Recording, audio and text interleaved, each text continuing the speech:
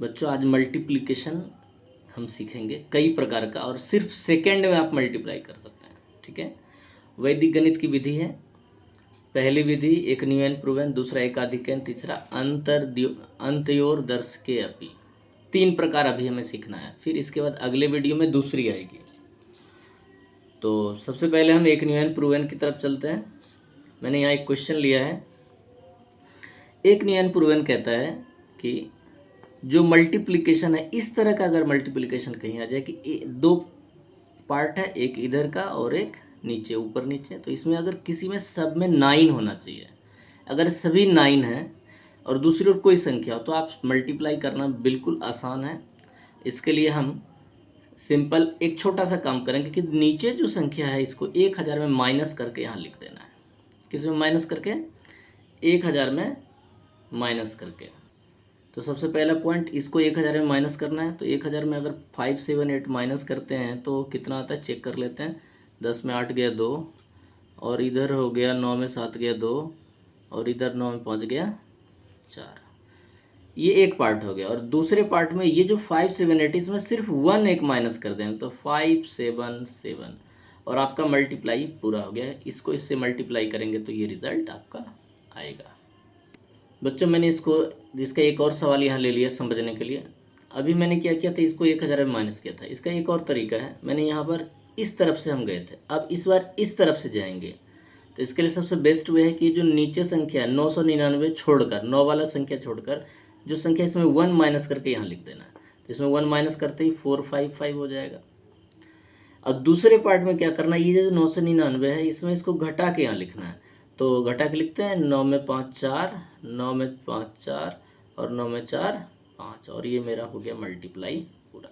तो आप दोनों तरीके से कर सकते हैं। ठीक है, नेक्स्ट में अब दूसरी विधि है एकाधिकन पूर्वन। तो यहाँ पर क्वेश्चन मैंने रखा है। इसमें सबसे पहले चेक करना, अगर इस प्रकार की कोई संख्या हो जिसमें इधर का दोनों मिलकर कितना हो जाए, 10 होना चाहिए। तो 8 2 10, और इधर आपका सेम होना चाहिए संख्या। क्या होना चाहिए? 3 है तो 3। तो इसमें ये अप्लाइड है। इसके लिए आपको इधर इसको गुना करके सीधे लिख देना, 8 दूने 16, और इधर इसमें से किसी एक में +1 कर देना है। तो कितना हो गया? 4, और इसको गुना करके यहाँ लिख दीजिए, 4 3 जा 12। आपका रिजल्ट पूरा हो गया। क्या किया हमने?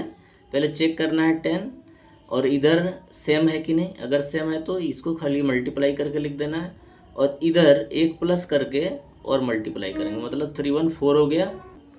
यहाँ पर एक चीज़ और ध्यान देना है, ये 2 अंक में चलेगा हमेशा। अगर यहाँ पर 3 और 2 होता, 3 2 जा 6, तो यहाँ एक 0 हम पुट कर दें। चूँकि 8 दूने 16 2 अंक में आ रहा है तो कोई दिक्कत नहीं। इसी तरह से हमें सवाल करना है।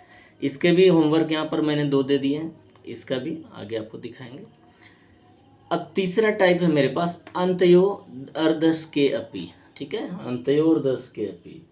अब इसको हम कैसे करेंगे और किस प्रकार का ऐसा क्वेश्चन हो सकता है? सबसे पहले हमें देखना है, यहाँ देखना है अगर ये सेम हो, क्या हो? सेम हो, और इसका सम 10 आ जाना चाहिए। क्या आना चाहिए? इधर से 10 हो गया और इधर सेम हो गया। तो इसको सॉल्व करने का बेस्ट तरीका है, इसको इसके साथ मल्टीप्लाई करके लिख लेना है। ठीक है, और इधर इसका मल्टीप्लाई करके इसमें एक 4 प्लस करके लिखेंगे, जैसे 7 3 21 और 4 25। समझ में आ गया? इधर सेम हो और इधर इसका सम होना चाहिए 10। तो क्या करेंगे, इसका मल्टीप्लाई यहाँ लिख देना है, और इधर 7 या 21 और 4, इधर का एक संख्या सिर्फ जोड़ देना है 25, और हमारा मल्टीप्लाई पूरा हो गया।